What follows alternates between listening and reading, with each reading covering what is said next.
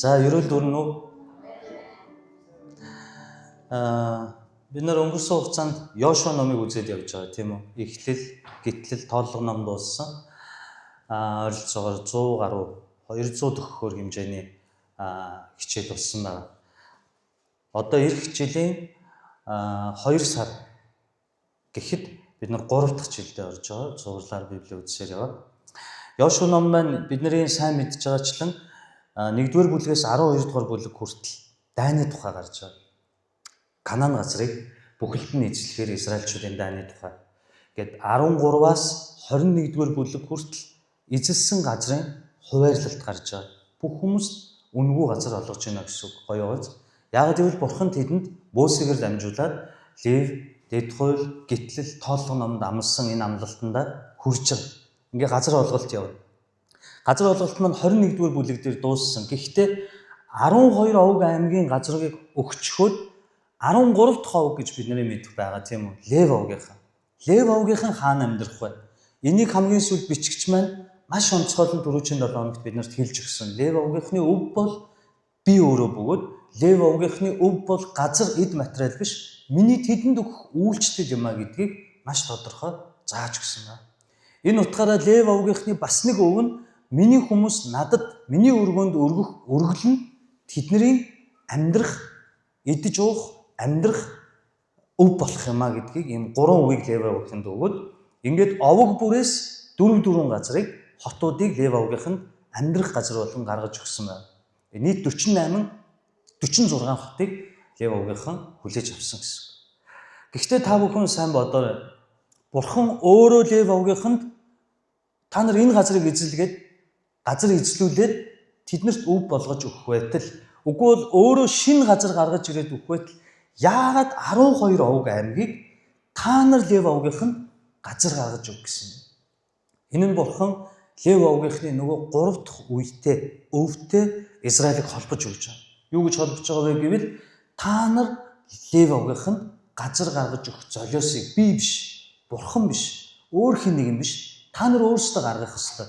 Ингээд та нар өөрсдийн эдлэн газар дээр Лев овгийнхан амьдрах газрыг гаргаж өгснөөр та нарын тахил, та нарт үгийн үйлчлэл, та нарын хүүхдүүдэд заах, зэмлэх, сургах энэ бүх үйлчлэлийг та нарын хотуудад Лев овгийнхан. Гэтэл Немка газраа харамлаад 4 хотоо өгөхгүй бол яах вэ? Надад Бурханы үгийг зааж өгөх юм байхгүй. Миний тахлыг өргөж надтай хамт хүндэтгэл өргөх Лев овгийнхан сонгогдсон удирдагч нар байхгүй. Миний үр хүүхдэд Бурханы үгийг дамжуулж тэднийг чиглүүлэн заах, буруу зүйл хийвэл зэмлэх сүнслэг удирдагч наргүй болж гацсан гэсэн. Тэгэхээр бидний өргөл зүгээр л нэг 11 гэдэг утга биш. Ямар утга агуулж байна? Бидний сүнсний эрүүл ахуйг, сүнсний эрүүл мэндийг давхар энэ өргөл маань хариуцж яддаг байна.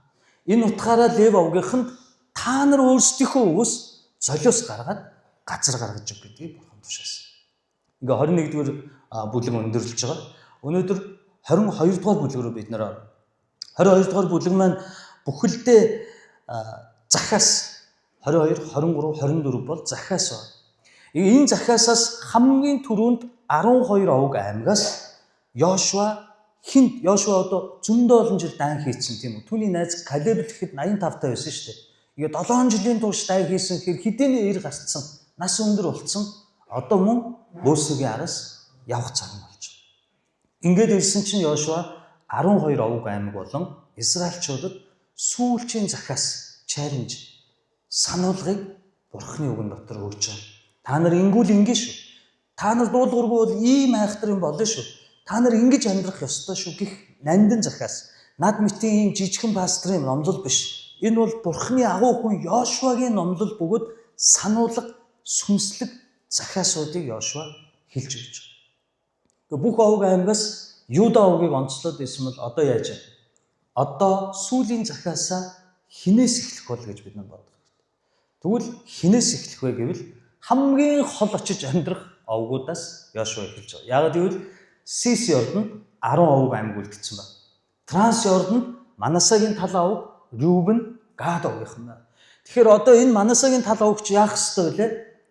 Буцаад Йорданыг гатлаад анхны нөгөө Гилеад Башаны газар нутг руугаа очиж үр хүүхэд ар гэрлүүгээ харих ёстой гэсэн. эднэр анх Мосед амласан амлалт байна. Мосед юу гэж амласан бэ гэвэл бид нар энэ Йордны гаталж амлалтын газар Канаан руу орохгүйгээр энэ Гилеад болон Башаны газар сайхан амьдарчаа. Энэ газар бид нар үлдчихье. Та нар харин амлалтын газар руу яваач гэхэд Мосе юу гэж уурладаг вэ? Та нар ах дүүсийнхээ төлөө тэмцэж тулалдахгүйгээр энд та нар бие амрыг хараад үлдэхээр 10 овг аймаг Манасагийн тал овг бусад овг аймаг чинь нөгөө газар Канаан газарт очиод тэд нар цусаа урсган дайдахыг та нар амар тайван харна гэж байна. Ийм зүйл бүү байг та нар сүлд 40 жил ухаж өнгөцсөн өвөг дээдстэйгээ яг ижилхэн сүнслэг өвчтөй зан гаргаж яана гэж Мосе уурлан загиндаг. Тэр үед Гад, Манасай овгийн тал мөн Рюбен овг юу гэж амласан бэ гэвэл тэд нар өмнөх сүлд өгсөн 40 жил яваад нас барсан өмнөх үеэс өөр байсан нь гимшсэн. Буруугаа хүлээн зөвшөөрсөн гэсэн.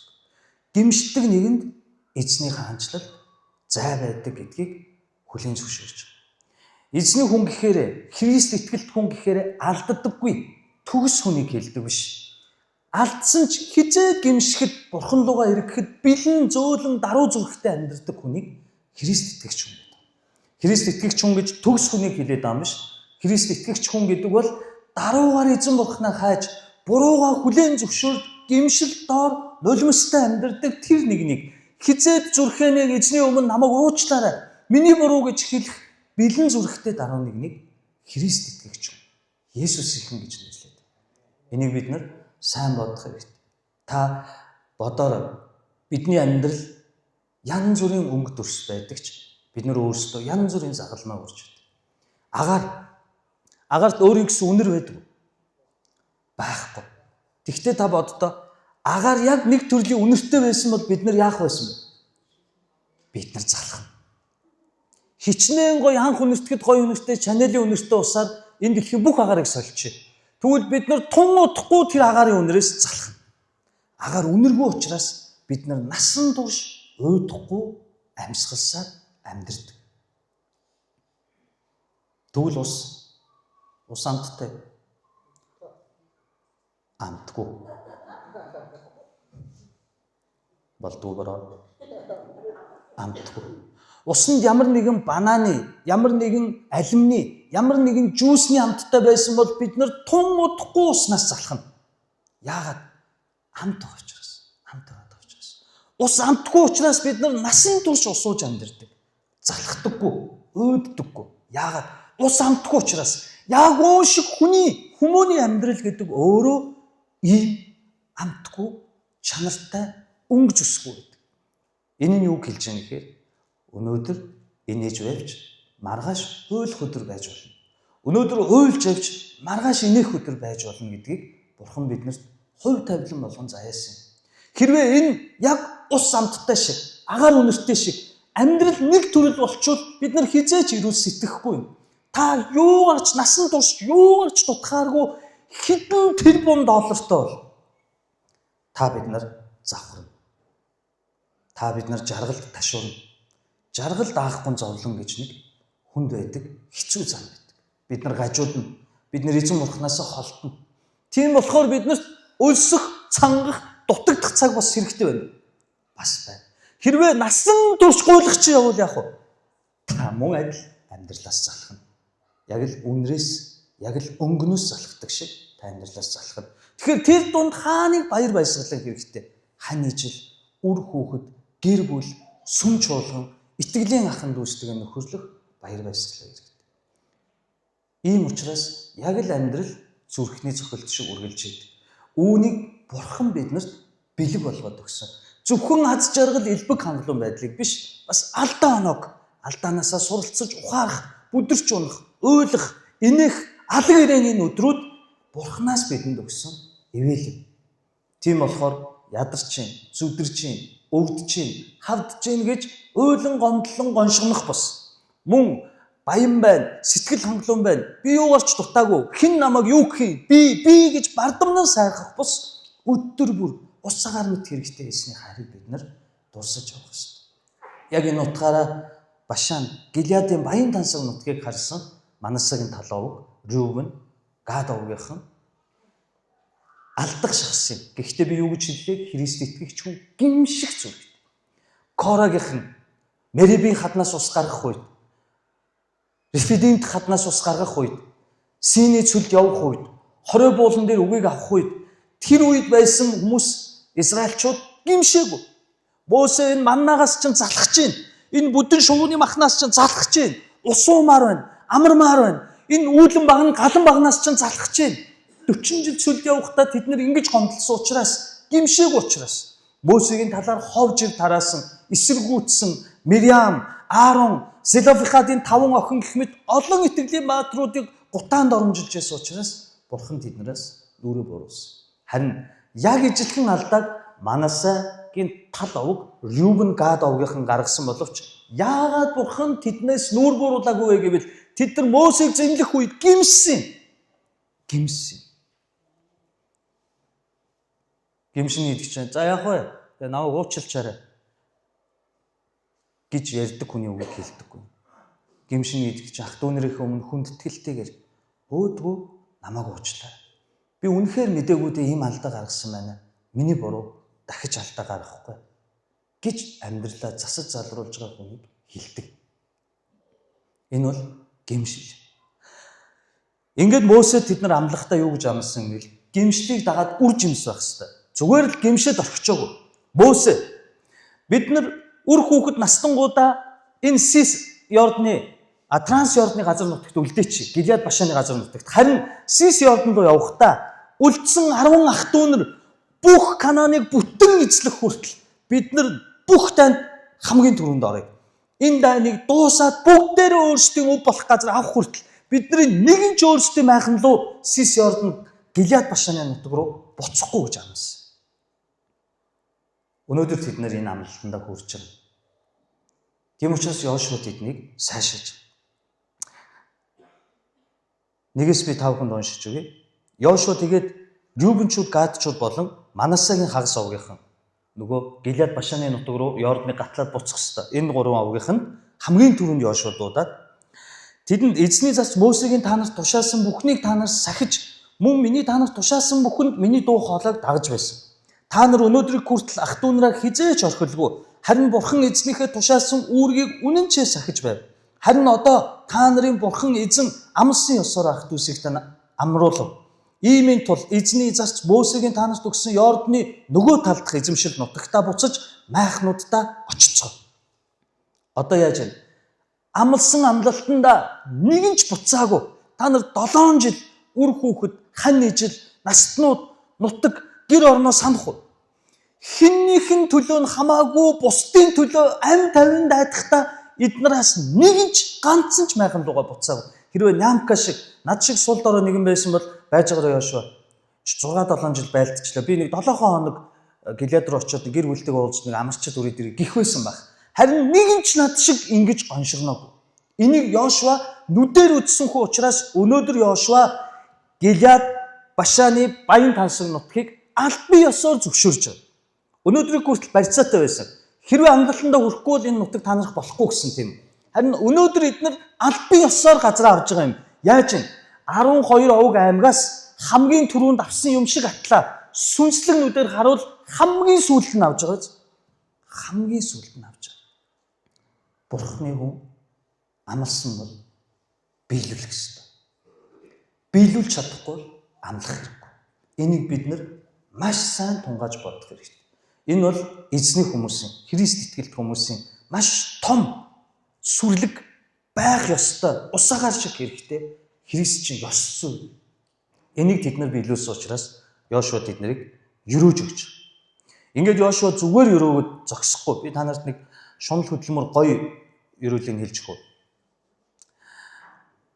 Йошуа хагас овогт Йошуа өгөө гэж байгааз.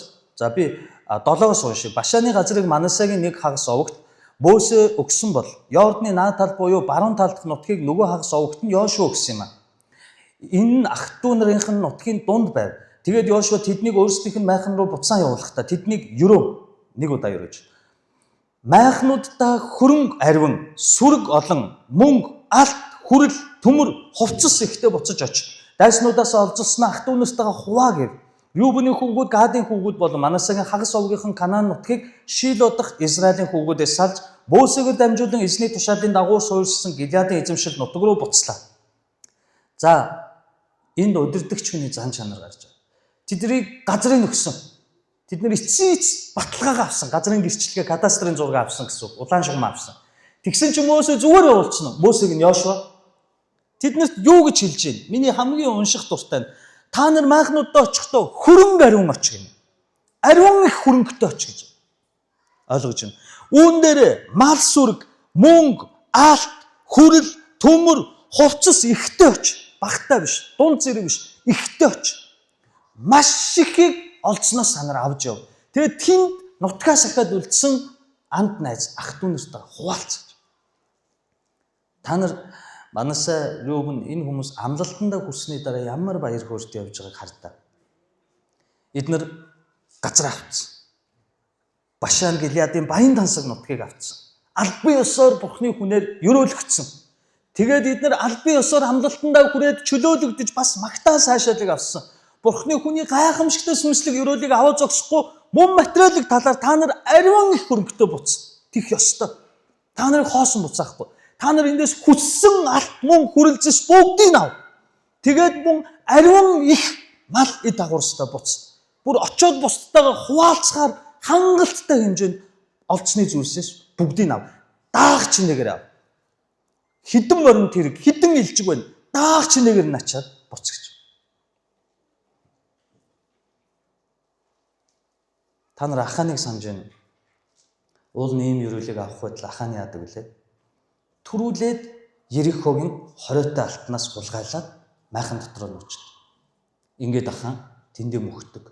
Хэрвээ Ахан Бурхны үгэнд дуулууртайгаар Бурхны хүний амлсан амлалтандаа итгэмжтэй байсан бол өнөөдөр Ахан яах байсан? Хамгийн том овгийн нэгэн Юда овгийн хүн шүү дээ Ахан чинь. Хамгийн том овг өгөөд хамгийн том газар нутагтай, хамгийн их баялагтай баян тансаг газар байх байсан. Удахгүй 23 дээр Бурхан өөрөө Израильчуудад хэлнэ. Та нар зовж тариалаагүй ургацаа идэнэ. Та нар өөрсдөө үрийг суулгаагүй газраасаа усан үзэм түүж идэнэ.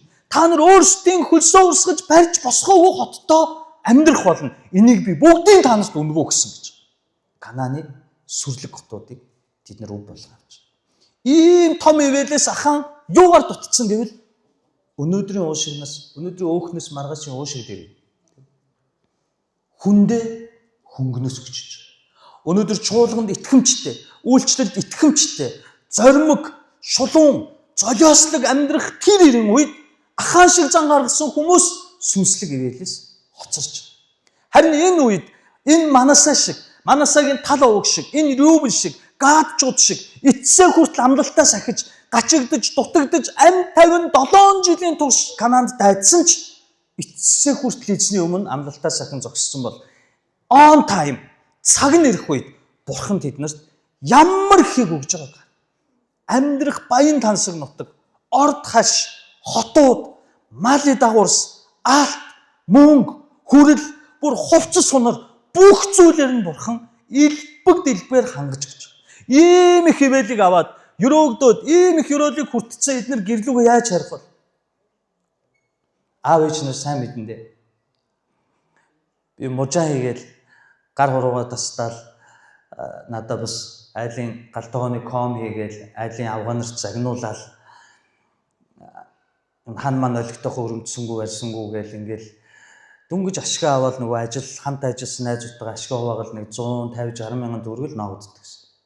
Тэрийг аваад дэлгүүр ороод 4 хүүхэдтэй нэг цасхан зармаг аваад тэгээд дуртай кейкийг аваад нэг ундаа аваад тэгээд ороход бужигнаад ирнэ.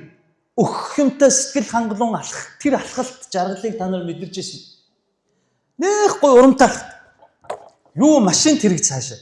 Хаалгаа тогшхтой урам зоригтой. Ханыхаа хармантыг 5 цаастай. Хүүхдүүдэд өгөх хамттантай. Аунаа. Солонгос ч юм уу, Америк ч юм уу ингээд Европ өөр орнуудаар ингээд 7-10 хоногоор үйлчилчээ.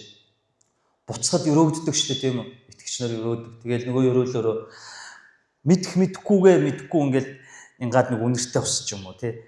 Яг хүүхдүүдтэй нэг жижигхэн тоглоом амттай юм цүнхэндээ хийчээд онгоцонд ороход та нар тэр онгоц ямар удаан нисдэг гэж. Уул нь эрэхтэй би 2 цаг 40 минут ниссэн бол буцахтай 2 цаг 40 минут нисэж байгаа. Гэхдээ буцахтай яг 2 өдөр нисэж байгаа юм шиг. Онгоцны хоол амттай шүү дээ. Бүх юм нь үнэгүй. Уух, жуус, мүс бүгд үнэгүй. Тэр нь чоолоод авахгүй. Би бол сүнсээрээ тэдний мяд дээр буугаад насагийн машины бардакнд чамаагүй чихэж ороод хэдийн дахны замд баруун хараа өнгөрөөд явж байгаа. Даанч тэнгис дээр онгоцсон явж байгаа. Ингээд гэрлүүгээ орох ямар байд юм бэ? Цүнхэндээ юмтай. Бас гэртээ 5 цастай. Тэгээд 7 хоног гэдэг чинь миний хувьд амар урт уучлаа. Би үнэхээр санаж битгэрж өгөх гээд. Ингээд гэрээ мосог алхаж байгаа тэр баяр хөөргийг танан бит. Өнөөдөр Манасагийн тал авг, Рюбенчуд, Гадчуд энэ баяр хөөрөөр шагнагдж байгаа юм. Энэ бол юр бишийн баяр хөөр байхгүй. Энэ бол энэ дэлхий нүд үзэж чих хараагүй Бурхны өгдөг амар амгалан баяр хөөр байхгүй.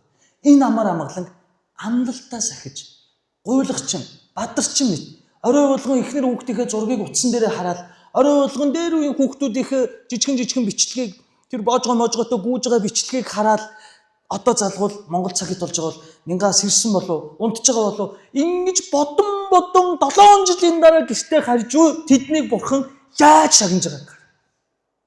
Энэ бол төсвөр төвчээд бөгөөд Бурханы on time Kairos цаг тэр өрөөх цагтаа ингэж хийж байгаа. Амен.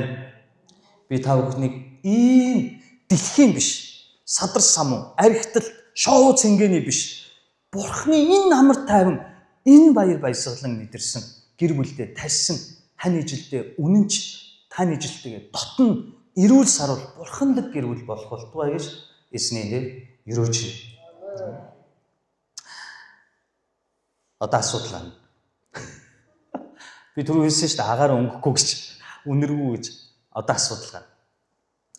Энэ асуудлын тухай бид маш сайн нарийн хамтдаа судалж үзэх шаардлагатай. Яагаад гэхээр энэ асуудал нь бидний хувьд маш гүнзгий зүйлсийг ойлгуулсан байдаг учраас. За бүгдээ өөдөг үз. За хэллээ. Йордны зүүн тех тахлын ширээ гэдэг хоёр дахь хам сэдв болж байгаа. Одоо бид нэг баяр хөөртэй явцсан Галиадтай ирээд аз жаргалтай гэр бүлийнхэн бөөн баяр байсан. Тэгээд тэд нар тэнд Йордны зүүнтэд очоод Йордны Сис Йордонд Канаанд байгаа 10 овог аймаг, Транс Йордонд байгаа 2.5 овог аймагтай зөрчилд үүсэн. Ямар зөрчилдөөн бэ гэвэл эхнийх нь гол. Тэр үед гол болгон улсуудын хөлийг хязгаарладаг байсан гэдээ өмнө зөндөө давтаа хэлсэн тийм үү? Зередийн доор Эдомчууд байсан. Зеред гол улсаад дараа нь Амончууд. Амнон гол улсаад дараа нь Ябок гол. Ябок гол улсаад Башааны газар нутаг буюу Ярмук гол. Дандаа голуудаар хуваагдж байгаа. Тэгвэл одоо Сис Йордан, Транс Йордонд байгаа эдний дунд ямар гол урсж байгаа вэ? Галил, Йордан, сүнсэн тэнгис. Йордан гол урсж байна. Тэгэхээр хязгаар тогтчихж байна. Энэ нь ирээдүйн шүүгчд номонд 12 овог аймаг өөр хоорондоо зөрчилдөх үүд хаалга нэгдсэнийг багаар бичигч маань биднэрт хэлж өгч. За би тавганд 10-аас эхлээд уншиж өгье. Канаан нутагт Йордны бүс нутагт ирээд Рюбений хүүгүүд, Гадийн хүүгүүд болон Манасагийн хагас овгийнхан тэндээ Йордны дэргэд харахад сүрлэг томоо тахлын ширээ босгон барьлаа.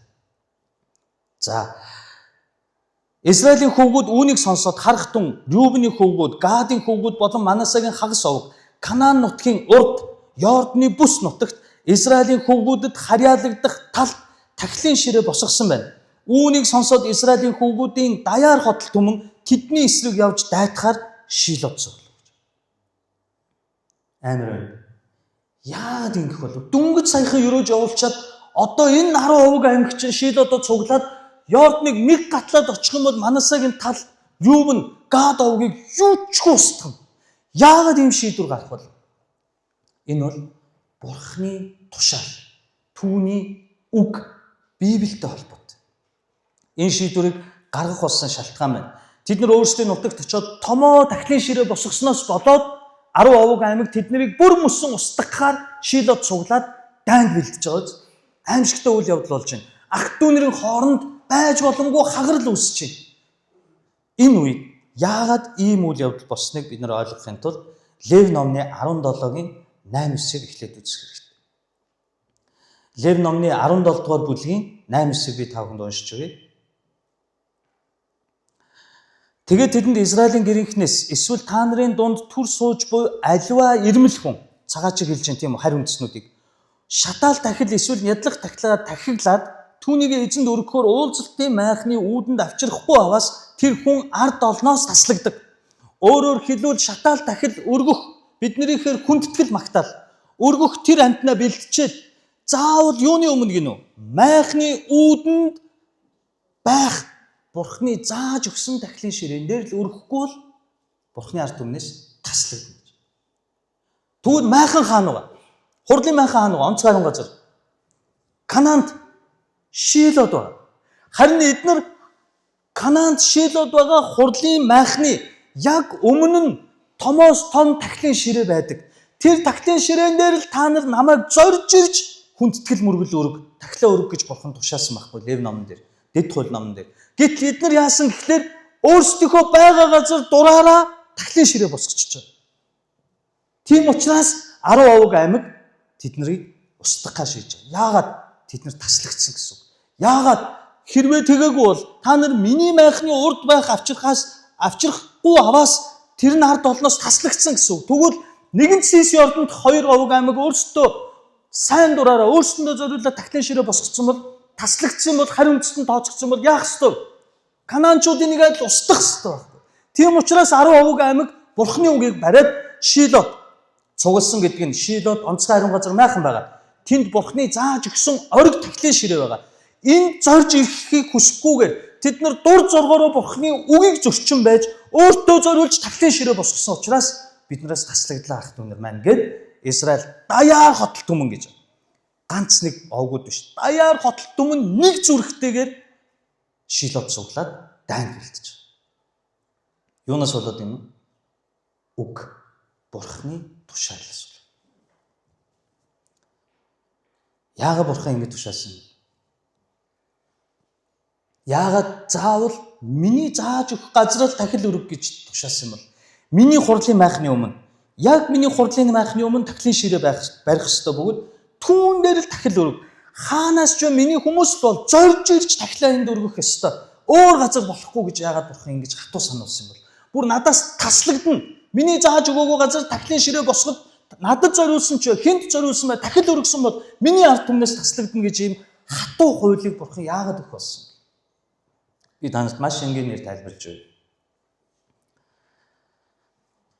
Хүн болгон гараад энэ уулын оройнуудыг хар.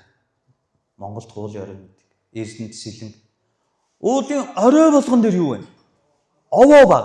Бараг худалчинд ам болгон дээр сувраг баг. Яг Канаанчууд яагаад Хитчүүд, Перисчүүд, Амончууд, Аморчууд, тийм ээ Филистчүүд яагаад Бурханд үзэн ядагдсан? Бузар муу Баал хиймэл шүтэнд мөргөгчд байсан учраас. Тэгвэл Канаан газраар дүүрэн юу байгаа вэ? Баалын тахилын ширээнүүд байгаа байхгүй Баалын. Тэгвэл хүн болгон дуртай тахилын ширээн дээр очиод Бурхны нэрээр мөргөөдөө. Тэгвэл тэр тахил өргөсөн хүн юу гэж ярих вэ? Өнөөдөр уртлын Нью-Йорк толгой дээр нямка тахил өргөчч. Тэгэнгүүтээ за сэрэг мандалчуудаа Бурхан та нарыг ирэх 2026 онд өрөөнө гинэ. Ингээл нямка нэг юм яа. Тахил өргөж байгаа. Тэгсэн танаа пастор Нью-Йорк толгойн хойтлын үйлдвэрийн уулан дээр гараад тэнд дураараа тэгвэл би өөрийнхөө хувийн тахилыг өргөж чигээ тахил өргөчч. Тэгснэ бууж ирсэн үгүй та нарыг 26 он шийтгэх юм байна. Хүн болгон өөрийн дур зоргоор энэ тэнд дуртай газраа тахил өргөөд байвал Канаанчуудын хиймэл шүтээнд уусах аюултай, цэвэр итгэл гажих аюултай гэдгийг Бурхан мэдчихсэн учраас яг надад зориулсан онцгой харин газар миний зааж өгсөн газар тахил өргөж. Өнөөгийнхөр юу гэж ойлгох вэ? Энэ үед Библийн үг 66 ном бүрэн бүрдээгүй. Хөлгөн ариун судар маань арай дуусаагүй байсан. Одоо яасан бэ? Дууссан. Special revolution буюу Есүс Христ болон Библи бидэнд өгөгдсөн. Тэгвэл Библи бидэнд заадаг болсон. Тэгвэл Библийг хүн болгон дураараа тайлбарлаад байна. Өөрт ашигтай ишлэлээ аваад, өөрийгөө хамгаалах ишлэлээ аваад, өөрийнхөө оюун санаа, өөрийнхөө бодлоор пастор болгон өөрийнхөө яриад байна. Пастора та хүчирхийлэл хийгээд байна. Пастора та арх угаад байна. Пастора та худлаа яриад байна. Пастора та хүн гүжирдээд байна. Тэнгүүд пастор ядуу. Шууд Тооллого номны 12 дугаар бүлгийг гараад за сонс. Мириам Аарон хоёр Мосег шүүмжлээд тулгын өрөвчд болсон шүү. Та нар өдөртөгчөө шүүмжлэх юм бол Бурхан та нарыг шийтгэх шүү. Уймаа өчтөө болно шүү. Гэх мэтчлэн Библиэс өөрийн санаагаар өөртөө зохистой өөрийгөө хамгаалах гэсэн үгнүүдийг ашиглаад эхэлдэг. Ингэж Библийн үг нь дулдуудаад ирж байгаа бол Нямка яг л тэр Гилеад Башаны газар нутагт тахилын ширээн дээр тахил өргөжгүй, дуртай газараа тахил өргөжгүй худалчгүй. Харин Бурхан Нямка би чамаа гэлээгүй шүү дээ уучлаарай. Би Мосег өмөрсөн шүү дээ. Би Мосег дэлхийн гадаргуудыг хамгийн даруй нэгэн байлаа гэсэн болохоос чамаа гэлээгүй шүү дээ Нямка. Чи ямар бардам сайрхуу өнгөрөө илээ. Ойлгож байна. Библийн үгэн дээр нэмээд хачирлаа. Эсвэл Библийн үгийг хасаад өөрийнхөө тайлбарлаад байна. Юу үсдэг вэ? Юу? Гаж урсгалууд. Та нар тийм Шинжонжийг хар. Хизээ Бурхан би хоёр хүүтэй том нь Есүс жижиг нь мөн гэдэг гэж хэлсэн юм. Хизээ хэлсэн юм бэ? Библийн хаана өнө тийм үг? Тэгтэл тэр хүн Библиэлд өөрөө зохиогоод Есүс уулан дээр надтай уулзсан юм аа. Одоо би хүмүүсийн сүнсийг авчлаа. Мөнэ чи махан биеийг аврах ёстой. Чамтай унтсан эмэгтэй ариусан, тэр эмэгтэй нөхөртөө унтаа тэр гэр бүлийн цус нь ариусан. Хаана өнө ийм үг Библиэлд? Нэмхээр яаж ийн? Гажиж ийн. Энийг Бурхан мэддэг байхгүй. Та нар мормончуудыг хар. Библи уншдаг уу? Библиэд итгэдэг үү? Итгэдэг шүү дээ. Библи уншдаг. Библи барай л явж яддаг шүү дээ. Нэг хосгосороо ижлэх нэг костюм бичаакн дээр пүүз өмссөн нэг сонин стилтэй хүмүүс явж яддаг шүү дээ. Тэгвэл тэд нар Библиэлд дахиад ямар Библи нэмчихээр мормны Библийг нэмсэн. Хаана байна Библийн хаана нь мормны Библи гэж Бурхан дахиад тусдаа үг хэлсэн юм бэ? Библиэлд нэмсэн. Ойлгож байна. Библийн үгийг нэмж хасахгүй. Библи төвтэй биш бол бидний итгэл гажууддыг Бурхан мэддэг учраас та нар дуртай газараа өөрсдийн дур зоргоороо тахилын ширээ барьж болохгүй гэдгийг зааж өгсөн байхгүй. Яагаад? Дуртай газараа хүн болгоно өөрийн тахилын ширээ бариад байвал Библи байгаагүй учраас тэдний төв болох ариун газар Бурханы зааж өгсөн тахилын ширээнээс өөр газар 12 овог аймаг 12 төрлийн хүндэтгэл өргөөд 12 төрлийн өөр үг яриад явбал яах вэ? Хагарал үүснэ. Би бинийг үзье. Би бинийг буруутгах. Тийм учраас Бурхан энэ үед юуг зааж өгсөн гэвэл та нар хаанч биш.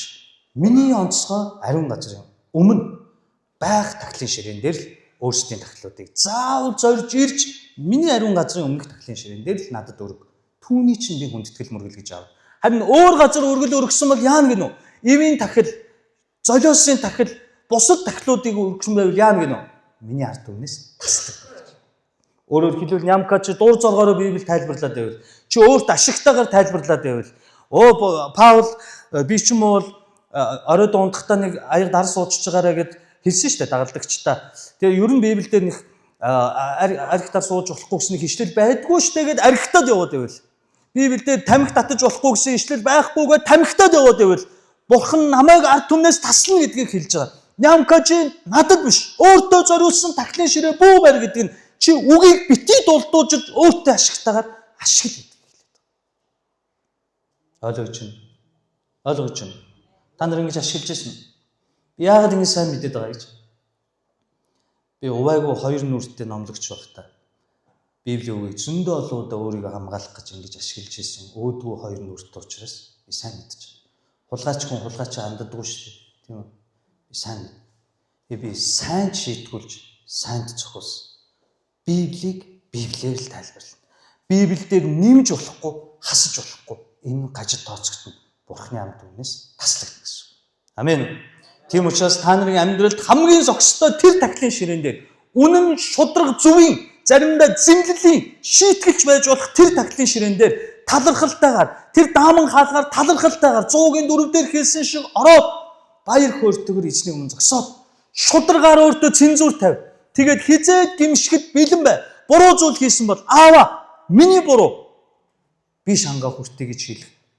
Христ итгэл ёс зүй зүрх зоригтой амьдрал. Үгүй бол хүчээр өгдөг бол. Харин та гимшүүл Есүсийн цус таныг хилтрүүлэх бол. Өршөөлийн хууль нь нэр тань тэмдэглэгдэн бичигдэх бол. Амен. Тиймээс дуртай газараа дахлын ширээ барьж болохгүй.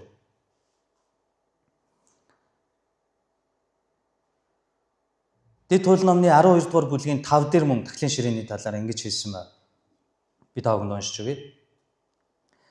Харин Бурхан эзэн чинь нэрээ тавин өөрөө суухаар танаа овгуудаас сонгох тэр газрыг та бүхэн хайгаад тэнд та нар оч гэж хэлж байгаа. Ойлгож байна уу? Өөрөө сонгосон газар. Тэр нь Бурхан юуг сонгосон гэвэл Шилог сонгосон. Тийм ээ? Шилог сонгоод Шилод майхан сүмийг барихыг тушаасан. Шилод майхан сүм баригдсан, онцгой ариун газар баригдсан юм бол тэнд мөн дахлын ширээ баригдсан гэсэн үг. Энэ газар та нар зорж ир гэсэн чинь нөгөө хэд маань яатсан байна?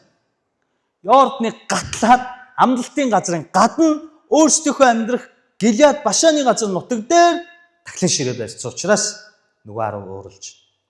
За тэгвэл би та бүхнээс асууя. Энэ 10% аймгийн зөв.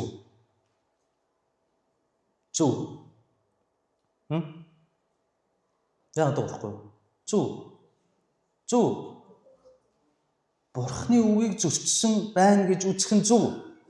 Бурхны үгийн дагуу бус байна гэж үзэх нь зөв.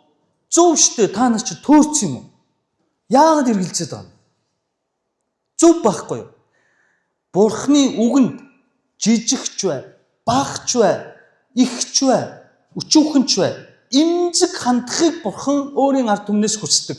Яах вэ гэж үлдээсэн болгон эргээд бидний амьдралд, бидний үр хойчод, гэр бүлд гай болж идэг гэдгийг Бурхан маш сайн мэддэг учраас энэ 10% аймаг үнэхээр эзний үгэнд 100% имзэг хандж байна. Бид нар энийг сурах хэрэгтэй. Энэ мөн Христ итгэл өнөөдөр Монголын Христ итгэл төдийгүй дэлхийд даяар хамгийн усагаар шиг хэрэгтэй Христ чи ёс зүй. Бурхны үгэнд шиг таслалдж үнцэн өгөх хэрэгтэй. Түүнд имзэг хандах хэрэгтэй. Шудраг хандах хэрэгтэй. Энэ нь Бурхны таалал нийцдэг. Болохгүй зүйл хийж байгааг нь мэдсээрэж яах вэ настай юм өөрхий.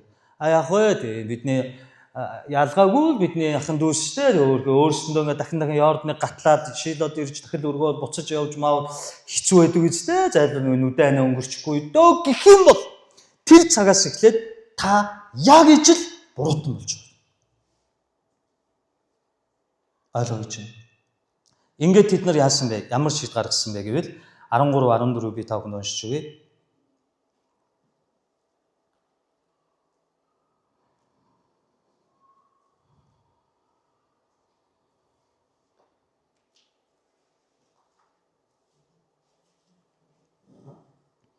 Тэгээд Израилийн хөвгүүд Гилеадын нутаг руу, Рюбны хөвгүүд, Гадын хөвгүүд болон Манасагийн хагас овгийнхан руу дахилж Элизарын хүү Финихасыг илгээв.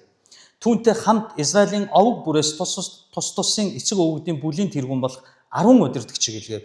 Тэдгээр нь бүгд Израилийн овгуудын дотор өөрсдийн эцэг өвгүүдийн бүлийн тэргүүнүүд байлаа. Хэнийг илгээсэн гинэ? Финихасыг, дахилж Элизарын хүү Финихасыг илгээж байгаа. Тэгээд дараа нь хэнийг гинэ? 10 овг аймаг байгаа шүү дээ энэ талд чинь. Хоёрын энэ талд ирсэн ба 10 овг аймгаас овг аймгийн 10 удирдагчийг төрүүлж явуулж байгаа. Яагаад? Хүн хэлээрээ мал хөлөөрөө ярилцаад үзье. Уулзаад үзье. Юу гэж хэлэх нь? Ямар шалтгаан байна вэ? Энэ 10-ыг явуулж байгаа. Тэгэд энэ 10, 15, 16 дээр тэдэн дээр очиод ингэж хэлж байгаа. Тэд Рюбны хөвгүүд, Гадын хөвгүүд ба Манасагийн хагас овгийнхан дээр Гилеад нутагт ирээд тэдэнд эзний даяар хотол түмэн ийм хэлж байна. Та нар өөрсөддөө дахлын ширээ босгосноор эзний эсрэг хар шим хийж, эзнээс буцан эргэж, Израилийн Бурхны эсрэг үйлдсэн энэ итгэмжгүй үйлдэл чинь юу вэ? Хэний эсрэг гэнэ? Бид 10 эсрэг гэсэн үү? Хэний эсрэг гэнэ? Бурхны эсрэг хийж буй энэ зохимжгүй үйлдэл чинь юу вэ? Цаашдаа ингэж хэлж байгаа. Итгэмжгүй үйлдэл чинь юу вэ? Пёрын хилэнцээс болж эзний хотол түмэн дээр гай гамшиг буусныг болон энэ өдрийг хүртэл бид түүнээс цэвэрлэгдээгүйг та нар мэднэ. Бидэнд энэ нь багтлаа гэж. Пёрын хүндэд юу болсон? Тоолго номны 25 дугаар бүлэг дээр 25-ын 1-9 дээр юу болов? Тэд нарыг Балакийн уршгаар муу зөвлгөөгөөр эзний өмнө төөрүүлээд Пёрын хүндэд тэд нар Баалд мөргсөн. Баалд мөргөхдөө архитын согтууж эмгүү садралж завхаарж хүндэтгэл өргөцсөн. Тийм учраас Бурхан нийт 24,000 хүнийг тахлаар алсан юм тэднээс. 24,000. Хин Пёрын хүндэд Израиль дээр буусан тахал болон Бурханы уур хилэнг нам дарсан байна. Баал гэдэг хиймэл шүтэн уурлахаар яахаар тайвширдаг гэсэн. Ирим 2 садралж завхаарахаар эхнэр нөхөр биш. Ирим 2 садралж завхаарахыг хараад Баал тайвширдаг гэдгийг сонссон нэгэн Израиль хүн харь үндэстэй эмэгтэйг аваад даяар хотол түмний нүдэн дээр майханд ороод завхаардаг. Хэнийг аргалах гад Йохова Бурханыг. Тэр үед хин тэдний газартай давхраар нь нэвт сүлддэг. Финихас. Тахилч Элизарын хүү Финихас. Энэ нь хуулаараа шүүлт явуулахгүйгээр хүний амьд хүрсэн учраас Финихас үхэх ёстой байхад Бурханы цог жавхлан бууж ирээд Финихасыг яадгүй. Өмөрдөг бөгөөд Мосед ингэж хэлдэг. Өнөөдөр Израиль дээрээс миний уур хилэнг Финихасын энэ үйлдэл намайг тайвшрууллаа. Тийм учраас Финихасын энэ үйлдэлээс болж би өнөөдөр Израиль дээр буй уур хилэнгээ татлаа гэж. Энэ Финихас ямар зан чанартай юм бэ? Бөөрөн килоз өнцөггүй яг ээ сүжгээр болно доо.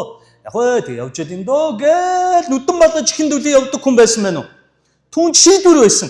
Бурхны үг зөрчигдсөн бол тэр амь тавин хамгаалдаг зоригтой шийдвэрлэг ширүүн дөрвөн хүчрхэг залуу өдөрдөгч байсан.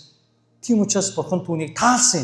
Тийм учраас тэрний үйлдэл нь ард түмнээ аварсан. Энэ бол шудраг байдал байсан. Харин энэ удаа тэд нар хэнийг явуулсан байна? Финихасыг явуулж байна. Финихас өнгөрсөн болсон үйл явдлыг санаж байсан байна уу? Хэлж байгаа биз дээ. Та нар сонсооч. Пёрын хүндэд юу болсныг эзний эсрэг хашцуул хийгээд бид нар яаж суурсныг та нар санаж байгаа биз дээ. Бидэнд энэ өнөөдрийг хүртэл цэвэрлэгдэж дуусаагүй байгаа. Юу гэвэл тэр бувзар булаа хийсэн үйлдэл нь тарих сэтгэлгээ төсөөлөлд нь зүүдэнд нь байсан цэвэрлэгдэж дуусаагүй байсан гэсэн. Тэгэхэд өнөөдөр та нар дахиад ижилхэн Баалын тахлын ширээ босгочихж байгаа юм уу? Энэ зовлон Израильд багтлаа гэж юу? Ингэж асууж байгаа. Финихас. 2 дахь удаага Финихас дахиад нэг жишээ авч байгаа. Гэтэл та нар энэ өдөр эзнийг дагахаас буцаж байна гэж юу? Хэрв та нар өнөөдөр эзний өөдөөс тэрслэн босвол эзэн маргааш Израиль даяар хотол түмэнд хилэгнэх болно. Хэрв сууршижгүй нутагч нь цэвэр бус байгаа бол эзний асар оршин буй эзний эзэмшлийн нутагт наашир бидний дунд оршин суугаач. Гэхдээ бидний Бурхан эзний тахлын ширээнээс өөр тахлын ширээг өөрсдөө босгон эзний болон бидний эсрэг бүү тэрслэн бас. Өөрсдийн болон хэний эсрэг гэнэ үү? Бидний энэ 10 овг аймагч нь тахлын ширээ дураараа босгоцсон юм уу? Гэтэл шийдэл нь яана гэж байна. Бүгдэн дээр нь ижил бооно гэж байна. Бид та нараас болж бас давхар шийтгэгдэнэ. Энэ юуг хэлж байна? Мөн Финихас хичнээн ширүүн дөрвөн өдөрдөгч байсан ч түүнд ямар өгөөмөр золиослог зам байсныг та үгнээс нь олж харав. Та нарт энэ газар чинь багдаад байгаа бол та нар ядраад байгаа бол буцаад бид нар дээр хүрээд Канаанд. Бид нар дахиад өөрсдийн газрыг левчүүдэд хуваасан шиг золиос гаргаад өөрсдөө жижиг газартай усан чамаагүй та нарт газар нутаг нэмээд гаргаад өгчөө. Яаж вэ? Зүвийн төлөө миний эд баялаг хорогдсон ч хамаагүй бид нар өгөө. Золиос гаргая гэж Финихас хэлж байна. Харин бид нар бэлэм л үсэх гэдэг. Сүмд өгөх гэж биш авах гэж ирэх гэдэг. Бурхныг ашиглагдах гэж биш Бурхныг ашиглах гэж яваад байдаг. Амьдраад байдаг. Харин Финихасын үгийг та нар сонс. Хамаагүй би үгийг. Бид нар бүгд дахиад газараа шинээр хуваая. Та нар хүрээд бидний дунд амьдр. Тэр яг жинхэнэ ориг тахлын ширээндээ яг эзний өмнө зөв амьдралдаа хэдүүлээ. Та нараас болж бид нар хамт шийтгэгдэн шүү дээ. Цаашаа үргэлжлүүлээд хэлж байгаа үгийг та сонслоо. Зерагийн хүү Ахан хориг цээртэй зүйлсийн тухайд итгэл эвдэж Израилийн даяар хотол түмэн дээр уур хилэн буугаагүй гэж юу? Хин дээр гинүү? Израилийн даяар хотол түмэн дээр ганцхан Ахан дээр биш. Даяар хотол түмэн дээр уур хилэн буугаагүй гэж юу? Ийм хилэнцээс болж тэр хүн ганцаараа өхөөгүй юм гэдгийг сануулж. Тэр Ерихогийн хоройтой цээртэй алт мөнгийг Ахан ганцаараа хулгайлсан. Ахан ганцаараа хулгайлаад майхандаа нуусан. Гэтэл Израиль тэр аяараа хэдэн мянгаараа 7,000 гуулаа эзний мутарт Ай хотынд ялагдсан цавчигдаж үхсэн. Үүнийг Финихас дахиад хэлж байгаа. Ахааны явдлаас болж ахаан тэр хүн ганцаараа үхээгүй юм шүү дээ. Бид нар бүгд Израиль даяараа шийтгдсэн юм шүү дээ. Энэ хоёроос нэг ижил теолог гарна. Тэр теологийг та байнга санаж яв. Юу гэвэл хэн нэгэн ах дүү чинь буруу юм хийж байгаа бол үгийн дагуу бус тэрслэлтэй зүйл хийж байгаа бол тэрийг нь харсаар байж, мэдсээр байж, аргацааж, ангааж, нүдэ анин та өнгөрөөсөн бол та түүнтэй ижил цусны эсрэг, үгийн эсрэг тэрслэл үйлдсэн буруу тийм. Энэ бол сүм чуулган, эзний хаанчил болдог хамгийн гайтай сатаны өрх. Би дахиад хэлье.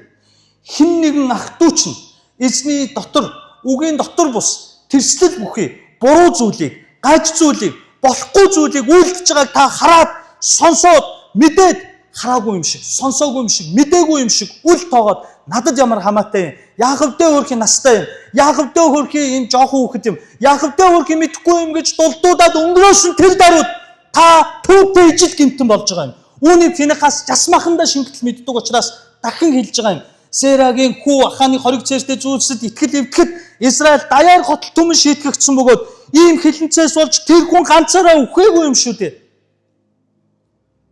Та нарын энэ буруугаас болж бид нар бүгд шийтгэгддэг юм. Тиймээс бид нар энэ бурууг чинь залруулж хэлэх үүрэгтэй юм. Тэгэх ёстой юм. Энэ нь зөв юм. Тийм учраас бид нар та нар дээр цэрэг дайчид дагуулахгүйгээр удирдагч нартайгаа ирээд та нарын бурууг зэмлэн хэлж өгж байгаа юм. Хүлээж авал окей. Хүлээж авахгүйгээр бид нар та нарыг эндээс үлдэн хөөж устгана. Энэ бол Финихасын ирэмгийн зоригт бурхан тааламжт итгэлийг илтгэж байгаа юм. Харин та яаж амьдардаг вэ? Та буруу зургийг нь мэдсээр байж, буруу байгааг нь мэдсээр байж, за хүнтэй ам хэл мөрөөгаад юу хөө? За хүнтэй инээ тэрэгээд юу хөө? Дугаа сүжгээрээ болоо. За яшгөө хайчаахаа. Ашиг зүгээр ингэж өнгөрөөж гинөө. Тэгвэл та тэр хүнтэйгээ яг ижил гэмтэн тооцогдно гэдгийг би хэлээгүй. Библи өнөөдөр сануулж байгаа биз? Ойлгож байна. Яг би ойлголоо пастор гэж байгаа гараа өргөдөв. Үнэхээр ойлголоо гэж. Ойлгож байна. Мэдэж ав. Мэдээж очиод хэрэлдээд байхгүй. Зөв, зохистой, зөв цагт нь ивэр ойлгуулж хэлж өгөх ёстой. Зэмлэх ёстой. Засаж залруулах ёстой. Энийг хийхгүй бол би тэр нэгэнтэй ижил гэмтэн тооцогдно гэдгийг Библи хэлж өгч. Тийм учраас Пёрийн үйл явдлаас болж Израиль бүхэлдээ шийтгэгдсэн. Ахааны үйл явдлаас болж ганцхан хүнээс болж Израиль бүхэлдээ шийтгэгдсэн. Тэгвэл та нарын дунд хэн байна? Та юу харж байна? Юу сонсож байна? Зүгийг үү? Үннийг үү? Ариуныг үү? Та өөрөө бодож үзэх хэрэгтэй. Өөрийгөө бас харах хэрэгтэй. Та толинд харсан дүрсээ хараад толин дээр туссан дүрснийндээ мянган нүур бодолт хийгээд таны нүр өөрчлөгдөх үү? Та өөрийгөө өөрчлөх хэрэгтэй. Тэгжээ толиндох дүрс чинь өөрчлөх. Энийг бид нар бодох хэрэгтэй. Тийм учраас яагаад зарим нэг удирдагчид бидний дунд хатуу, ширүүн, ширээ зөхөж босч ирдгийг санаж ав. Бусад энэ пасторууд ч мэдэж ав. Сурж ав. Хилтэй устдаа бай. Би биндээ үннийг өгвөл Христийн хайр дотор, залруулга өршөөл нэгүсэл дотор зэмэл босгон байна. Дулдуудаад, магтаад, бөөрөн килоод, нүдэ анаад, сонсоогүй, хараагүй, үзээгүй юм шиг амьдарч байгаа бол та яг тэр бузрыг үлдэж байгаа хүнтэй, тэр гайтай үйлдэл хийж байгаа хүнтэй ижил ялтаа гэдгээ сандаж ав. Би хэлээгүй. Библи өнөөдөр хатуугаар бид нар сануулж байна. Үүнтэй ижил үйл явдал яагаад яг энэ номлолтой, энэ бүлэгтээ зэрэгцсэн болсныг та нар бүгд сонсож ав. Би төлөвлөөгүй. Би бодоогүй. Яагаад ингэж таарж ийн гэдгийг бод. Дор бүгд сэтгэн бод. Үгэн дотор ур чадвартай байцгаана. Амен. За хамгийн сүүлээр цаг нэлээд явсан байна. Хамгийн сүүлийн хэсгийг эднийг энэ Пёрийн хүндэтгэх зүйлийн тухай ярих үед Рубен овг, Гадын овгийнхан тэрэнд ийм хариу хэлж байгаа. Би тааг нь уншиж өгье. Гэтэл Рубений хүүгүүд, Гадын хүүгүүд ба Манасегийн хагас овгийнхан Израилийн ургуудын тэргүүнүүдэд хариулав. Бурхтын бурхан эзэн хоёр давтж хэлж байгааз та мэднэ. Мөн Израильч өөрөө мэддэг. Хэрвээ энэ нь тэрслэл юм уу эзний эсрэг шудраг бус явдал байсан бол эзэн энэ өдрийг биднийг бүү авраг. Энэ өдөр биднийг бүү авраг. Хэрв эзнийг дагахаас бид эргэсэн бол мөн шатаал тахил буюу эдийн өргөлийг эсвэл эвийн тахлыг өөрсдөө зориулан өргөхөөр тахлын ширээ босгосон бол эзэн өөрөө биднээс хариу нэхэг. Үүнийг үйлдэхэд бидний санаа зовсон үнэн учрыг хэлбэл одоо үнэн учраа хэлэх гэж байна. Хожим танай үр удам. Та нар Израилийн бурхан эзэнтэй ямар холбоотой юм бэ? Рүүбен болон Гадийн хүүгүүдээ эзэн Йорданыг та бидний хооронд хил болгосон. Тийм бооз. Голоор зааглаж бооз. Та нарт эзний дотор ямар ч хувь ногдол байхгүй билээ гэж манай үр удамд хэлж магад. Ийхүү танай үр удмаас болж манай үр удам эзнээс эмээхгүй болж болох юм. Тэгээд бид хэлцэхдээ бүгдээрээ тахлын ширээ барьцгаая. Энэ нь шатаал тахил болон өргөлийн төлөө бус. Харин бид эзний өмнө шатаал тахил, өргөл болон эвийн тахилаараа эзэнд үйлчлэлгийг л харуулахын тулд байг. Та бид болон бидний дараагийн үеийнхэн хооронд энэ нь гівч болог. Хожим манай үр удам эзний дотор та нарт ямар ч хувь ногдол байхгүй гэж танай үр удамд хэлүүлэхгүй тул энэхүү ширээг босгосон билээ. За манай 10-ын зүг байж. Одоо энэ 2.5-ыг бүгдээрээ бод. Яагаад босгосон юм бэ? Тахил өргөхгүйг юм аа. Тахилаа бид нэр шийдээд очиод Бурхны хүслээр тэр газар нь өрнө. Харин энэ тэр тахлын ширээг энд хуулбарсан шалтгаан нь юу гэнэ вэ? Бид нар өв хоочтой итгэлийн үе үлдээж байгаа маа. Үе үлдээж байгаа юм. Бидний үр хооч энэ тахлын ширээг хараад дараа нь шийдэх тахлын ширээг хараад ижилхэн юм байна. Тэгэхээр бид нар нэг үндэстэй юм байна. Бурхан эзэн Яахве чинь бидний бас бурхан юм байна гэж хамгаалагддаг гэж ойлгож байна. Өөрөөр хэлбэл эдгээр одоо юуг харж эхэлж байна вэ? Ирээдүйд хоёр талд байгаа үр удам нь хоорондоо үл ойлголцох цаг ирнэ. Түүх юм чинь замхарна. Энэ үед нөгөө 10% аймаг та нар Йордны цааталд байгаа юм чинь та нарыг бидний бурхан та нарт хамаагүй гэх үед үр хүүхэд нь нэрээ эдний бурхан бидэнд хамаагүй бол бүгдээрээ баалт мөргий. Өөр бурхан шүтээгээд итгэлээс бурхнаас эргэхгүй гэж хамгаалаад гихч болгоод яасан гинэ? Тахилын ширээ босгоё гэж шийдсэн. Гэхдээ тахил өргөсөн бол буруутах байтал тахил өргөхийн тулд бус үр хүүхэдтэй гихч болгож. Үүнийг харсан үр хүүхэд нь яах нь вэ? Ахааны алдааг, Пёрын алдааг санаад тэдний тахилын ширээ. Манай энд гихч болсон энэ тахилын ширээ хоёр ижилхэн юм чинь. Бидний бурхан нэг юм байна. Аав маань, ээж маань эзэн бурханд үйлчлдэг байсан юм байна. Өөрөөр хэлбэл бурхтын бурхан эзэн гэдгийг еврейгээр би хэлж өгье. Элохим Яве. Явед үйлчлдэг байсан юм байна. Бид нар нэг бурхантай юм байна гэд итгэлээсээ бүх холтоосоо гэж санаа зовсондоо үр хүүхдийнхээ төлөө тэдэндээ сайн гэрчлэл үлдээхийн төлөө бид нар гихч хэмээх тахилын ширээ босгосон юм. Байж болох шалтгаан байна. Тэдний зүг байна. Бас зүг байна. Бид нар өөр хүүхдтэй байр, машин, мөнгө мэдээж үлдээхийг бодно. Гэхдээ хамгийн гол нь юу вэ? Хожимын өдөр Давидыг санаад Соломоны гин бурууг уучлсан бурхан миний ингэж хөлсөө урсган байж, орилж хашгирсан байж, уйлж унжин байж үйлчлсэн үйлчлэлийг маань хараад дөрөв хүүхдэд маань эвтэйхэн хандасан. Тэднийг маань хилтрүүлэн өршөөгөөсөө гэдэг бол миний хувьд байж болох хамгийн үнцэнтэй өв. Би энэ үгийг амиарч хамаагүй дөрөв хүүхдэд үлдээхийг хүсэж, мөрөөдөж, тэмүүлж. Би сохор зоосч өгч чадахгүй ядуу пастор байж магадгүй. Би машин тэрэг байрыг бэлдэж өгч чадахгүй байж магадгүй. Гэхдээ миний бурхан эзнээ би үр хүүхдтэй өв болгон үлдээмээр. Миний үр хүүхдүүд алдна. Тэд нар буруу хийх үү? Хийн. Тэдний амьдралд нулимсч байна, инээмсэглэлч байна. Гэхдээ миний бурхан тэр үед нь үхэж өргөдөөд алга болсон миний өмнөөс үр хүүхдийн маань аав байж, өмгөөлөн халамжлагч нь байж, хамгаалан сахиж, өршөөж, уучлж, зэмлж дагуулаасаа гэдэг бол бидний мөрөөдөл байх ёстой. Манасаг хагас овг Гилеад Башаанд босгосон энэ тахлын ширээ. Энэ Рүүбенчүүд, Гадчуудын сэтгэл одоо бид нар энэ их өвийг авсан юм чинь. Одоо бид нар энэ ариун нандин бурхнаа үр хүүхдтэй өв болгон үлдээхийн тулд би сайн гэрчлэлээр дүүрэн амьдралтай байх ёстой юм байна. Миний сайн гэрчлэлтэй амьдралыг үр хүүхэд маань одоо итгэгч биш. Намайг нас барснаас хойш хожимын өдөр миний аав ээж чинь намайг жоохон байхад ингэж итгэж, ингэж эзэн бурхнаа дагсан юм байна штэ. Би ч гэсэн Библийг уншаад үзье. Би ч гэсэн эзэн бурхан руу хойртоод үзье. Аав минь бурхан, ээж минь бурхан намайг сонсооч гэж залбирах ариун нандин өдрийн төлөө бид нар золиос гарах ёстой. Өнөөдөр зовох ёстой бол зовох ёстой. Уйлах ёстой бол уйлах ёстой. Яагаад миний хамгийн нандин өв бол үр хүүхэд маань шиг тэдэнд маань надад буй хамгийн нандин бурхан маань өв нь болж очихыг хүсэх ёстой. Тэдний зүг байна. Тэгвэл энэ 10-ын зүг байна. Айлынх нь буруу юм бэ? Хэн нэгний буруу байж юм сонирхолтой болдог үстэй. Би таван сүүлийн удаа нэг зүйл хэлье.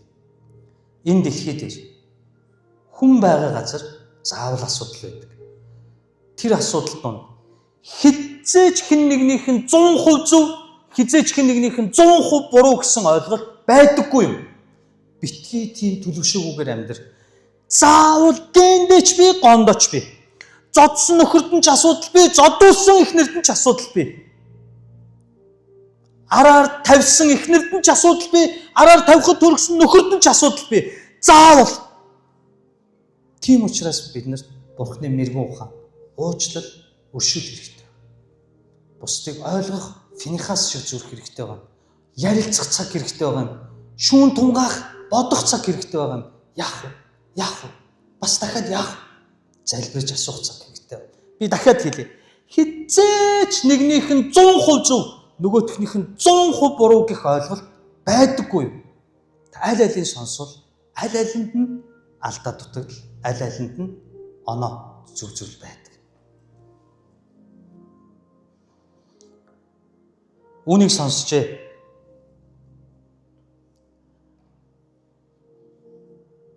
Үүнийг сонссон тахилч Финихас ба түүнтэй хамт байсан хотл түмний удирдагчид болох Израилийн ургийн хөвгүүнүүд Рюбений хөвгүүд, Гадийн хөвгүүд болон Манасегийн хөвгүүдийг таашаа.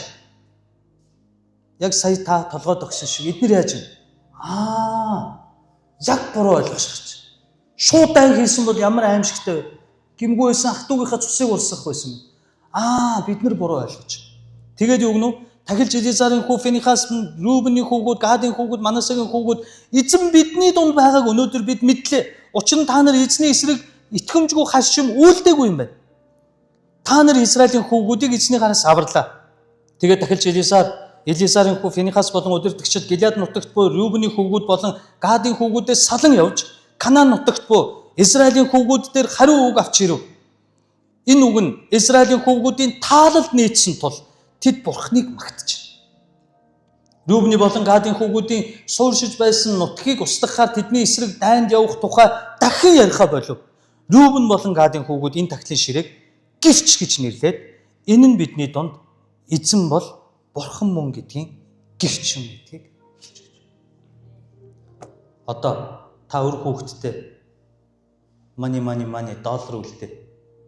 Тэр өр хүүхдийн чинь амьдрал Бурханыг гэрч. Үр хүүхдтэй 3 өрөө байр, жип машин авч өгөөд өгсний чинь дараа тэр эд баялаг үр хүүхд чинь жинхэнэ Йохова Бурхныг гэрчилэх үү? Тэгвэл та сайн гэрчлэлтэй амьдралаар амьдр. Тэгвэл өгсний дараа тэр сайн гэрчлэл чинь үр хүүхд чинь Бурхныг хөтлөх зам байна. Одоо итгэгч биш байж болно ах トゥ нар. Та итэг. Авраам 400 жилийн өмнө 40 жилийн цөл 7 жилийн дайн өгснээсээ хойш 447 жилийн дараа Авраамын хүүхдүүд яаж ийн? Өрөөгдөж ийн. Яагаад Авраамын гэрч? Авраамын сайн гэрчлэл итгэлээс болж төрөөчгүй байсан хүүхдүүд нь өрөөгдөж ийн. Тэгвэл одоо таны хичээл зүтгэл, таны үйлчлэл, таны зориулалт золиосоос болж хичнээн үр удамч нь Бурхнаар өрөөгдөхийг та бодож үзэх. Тиймээс сайн гэрчлэлтэй амьдрч үр хүүхэдтэй хамгийн нандин хайртай эзэн Бурхнаа өв болгон үлдээцгээе гэж та нарыг өрөөж байна. Танаас хойш олон жилийн турш, олон зуун жилийн турш үр хүүхдүүд чинь хойч үрч, ачцээ нар чинь өрөөгдөж Бурхны тааламжид Бурхны хүмүүс болох болтугай гэж эзний нэрээр өрөөж байна. Одоо итгэгч биш байгаач. Одоо Бурхныг мэдэхгүй ч танаас хойш тэд нарыг Бурхан өөрийгөө мэдүүлж таныг дурсан санаад өөрт нь амьд ахуйдаа зориулалт гарган, золиос гарган, нулимстайгаар үр суулгасан таныг дурсан санаад нэг өдөр хүүхдийн чинь, хүүгийн чинь, охины чинь, ач зээгийн чинь шилдэж аваад би чиний аавыг дурсаа.